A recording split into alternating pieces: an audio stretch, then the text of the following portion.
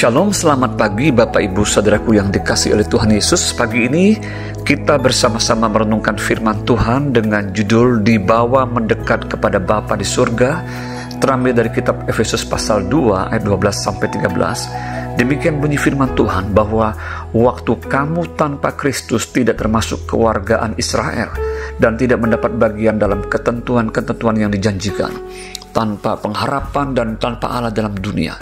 Tetapi sekarang di dalam Kristus Yesus, kamu yang dahulu jauh sudah menjadi dekat oleh darah Kristus.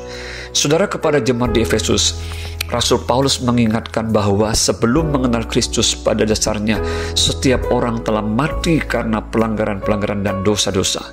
Manusia telah mengikuti jalan dunia ini, dan setiap orang hidup di dalam hawa nafsu daging dan menuruti kehendak daging serta pikiran yang jahat. Pada dasarnya setiap orang harus dimurkai oleh Allah karena dosa dan pelanggarannya. Dalam Efesus 2 ayat 1-3.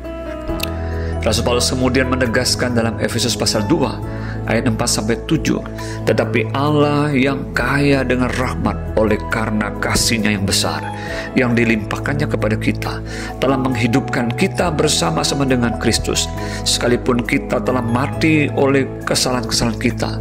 Oleh kasih karunia kamu diselamatkan, dan di dalam Kristus Yesus Ia telah membangkitkan kita juga dan memberikan tempat bersama-sama dengan Dia di surga, supaya pada masa yang akan datang Ia menunjukkan kepada kita kekayaan kasih karunia-Nya yang melimpah-limpah sesuai dengan kebaikan-Nya terhadap kita di dalam Kristus Yesus.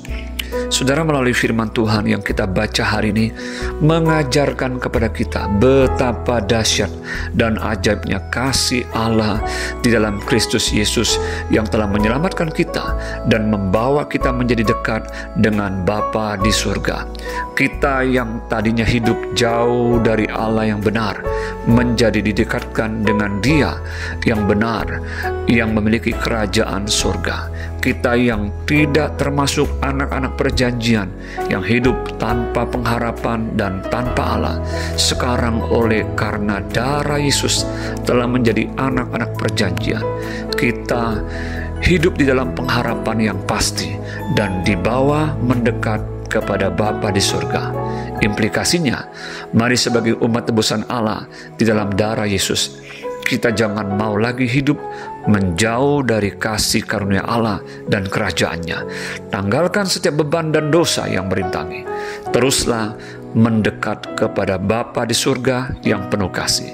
Apapun tantangan dan permasalahan yang ada di dalam dunia ini, janganlah semuanya itu membuat kita menjadi putus asa dan kehilangan pengharapan di dalam Dia. Mari terus mendekat kepada Dia sampai kita berjumpa muka dengan muka dalam kemuliaan-Nya. Shalom, Tuhan Yesus memberkati.